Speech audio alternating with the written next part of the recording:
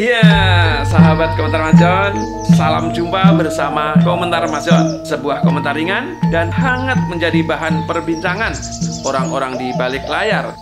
Komentar Majon saat ini berada di situs cagar budaya Patung Totok Kerot atau Dworo Polo. Sahabat Komentar Majon, apa dan bagaimana patung Dworo Polo atau Totok Kerot ini? Yuk kita telusuri bersama dan bincang-bincang bersama Mas Pugo.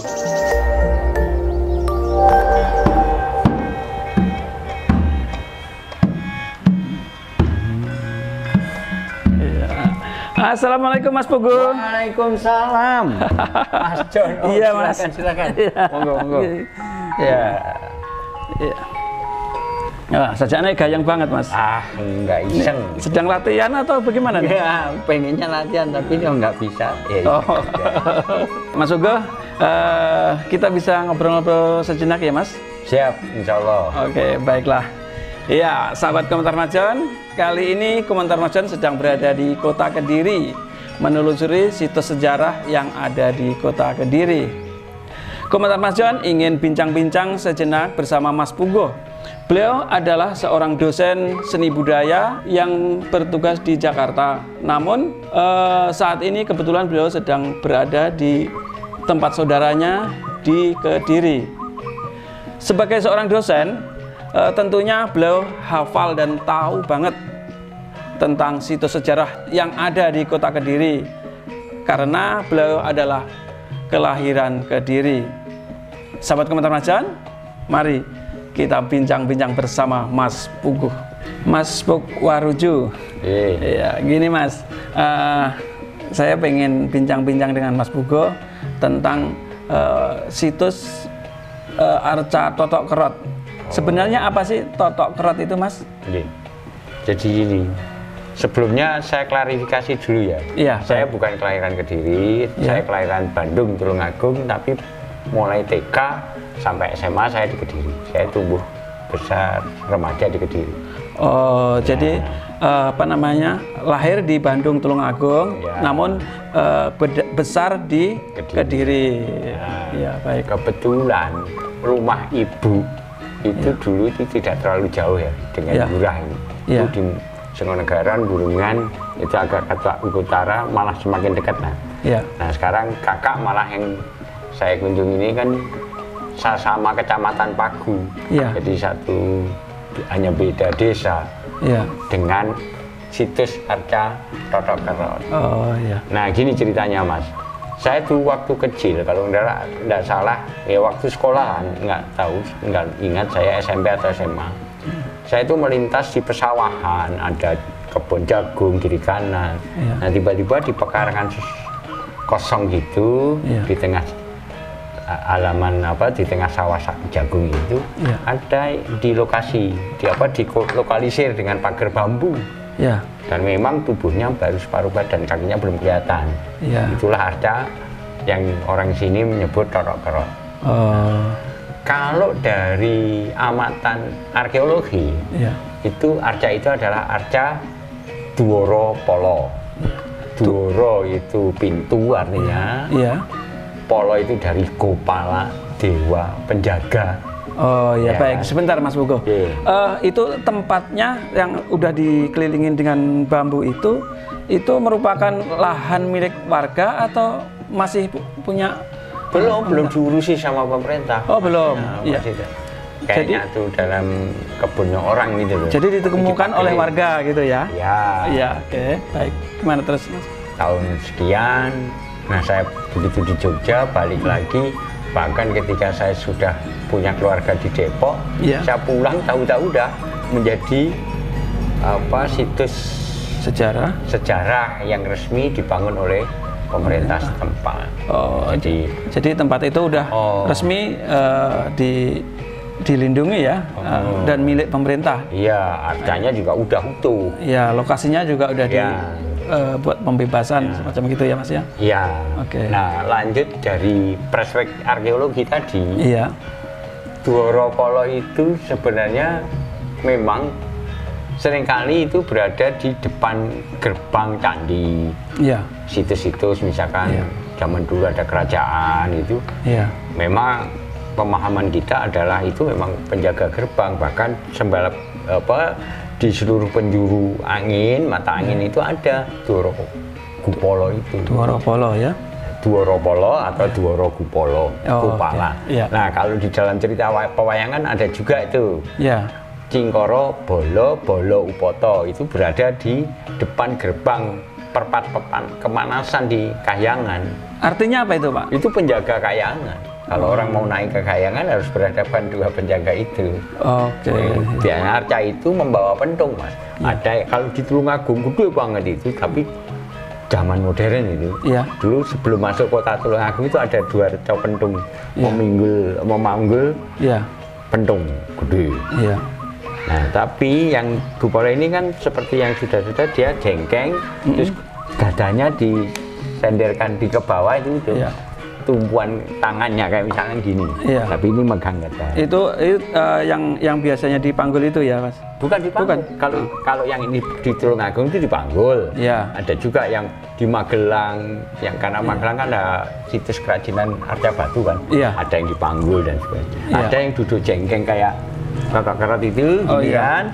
Ini, nah ini tangannya begini, tangannya ini gada, dia gini loh.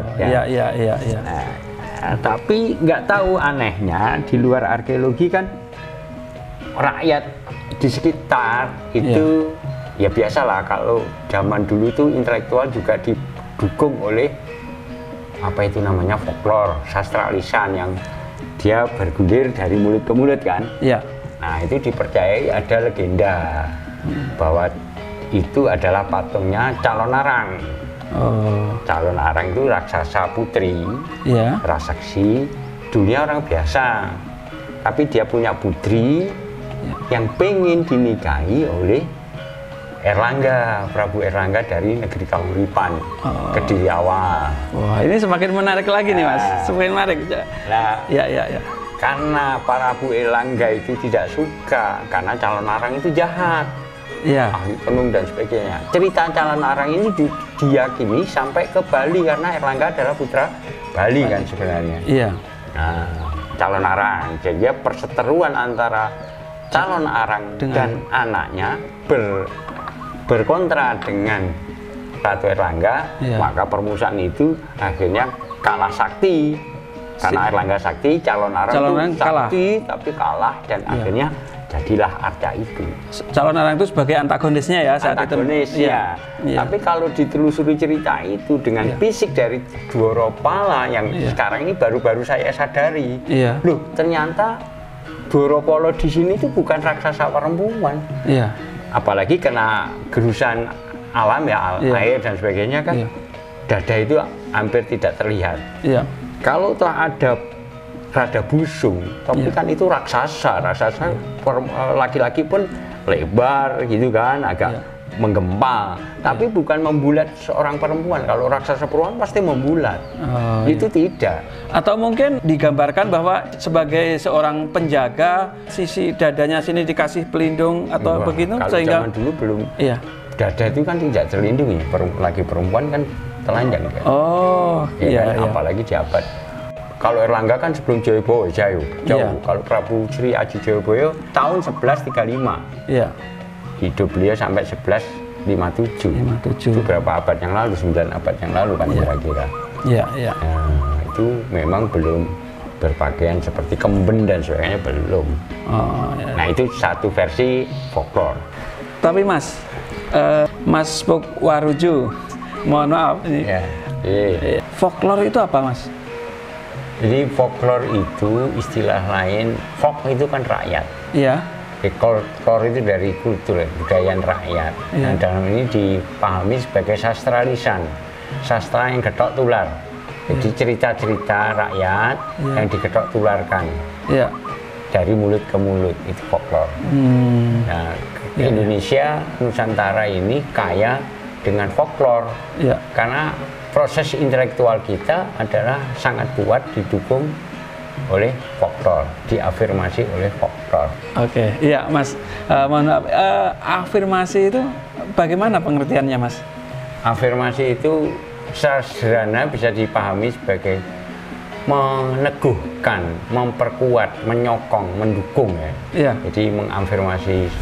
Jadi sastra lisan itu juga memberikan kekuatan pada proses kebudayaan yang berlangsung di sebuah era atau sebuah periode zaman. Gitu. Yeah. Nah itu afirmasi dalam hal ini. Jadi sastra lisan selalu mengafirmasi, memberikan suatu sinyal tentang tanda atau memberikan penanda terhadap ya apa yang terjadi saat itu. Jadi pun folklore itu tidak selalu tepat. Oh iya, jadi informasi penandaan mungkin itu. Iya. Oh, baik. Wah, rupanya cukup menarik nih Mas ceritanya. Bisa dilanjut ceritanya Mas. Kemudian baru-baru ini saya coba buka literasi online. Ada lagi. Itu katanya perseteruan antara Putri Demang Ludoyo Blitar dengan Prabu Sri Aji Jayabaya. Putri ini naksir ngebet banget, tapi Sri Aji Jayabaya nggak mau. Pertikaian karena kasar si Putri Ludoyo itu dipotong atau dikutuk oleh Prabu Sri. Kamu perempuan masih cantik, kamu kelakuan kayak buto. Jadilah dia. Akhirnya jadilah Arca Totokrot ini. Iya, ini tapi temuan folklore baru kalau saya ya, asumsi pribadi saya sebelumnya belum kenal. Yang saya kenal adalah Calon Arang, karena Calon Arang itu populer juga di Bali ya, dengan sendera tarinya itu seperti itu. Calon Arang digambarkan sebagai leak dan sebagainya kan. Jadi Totokrot itu ada dua versi ini ya Pak? Ada dua versi, bahkan itu versi yang terakhir itu ternyata dikarang sebagai sebuah novel. Coba nanti kita selusuri lagi seperti itu. Tapi kembali lagi, kalau folklore itu biasa, sastra lisan itu sebenarnya meneguhkan nilai-nilai untuk memberikan afirmasi kepada penguasa setempat, kejayaan, keemasan di masa lalu, sehingga diciptakan sastra lisan yang disebarkan kepada masyarakat. Itu tidak salah, karena setiap sastra lisan pasti memberikan nilai-nilai, nilai moral, nilai memberikan signifikansi terhadap peradaban zaman dulu itu seperti apa. Kalau fisiknya kan misalkan ada ikat kepala dengan kepala tengkorak itu. Apa itu namanya? Itu simbol dari kerajaan Kediri. Ya mungkin karena kisah atau legenda Totokrot itu ada dua versi, sehingga mungkin di situ menjadi alasan tidak dituliskan secara rinci sebagai kisahnya itu, seperti apa gitu. Ya kalau saya sih folklore itu bagian kebudayaan, biarlah berkembang, nggak apa-apa. Tetapi temuan ilmiah harusnya tetap direport kan, reportase dengan penjelasan, ditemukan tahun kapan, abad keberapa, di masa pemerintahan siapa, sehingga tadi tanda-tanda atau semiotika itu kan bisa dibaca.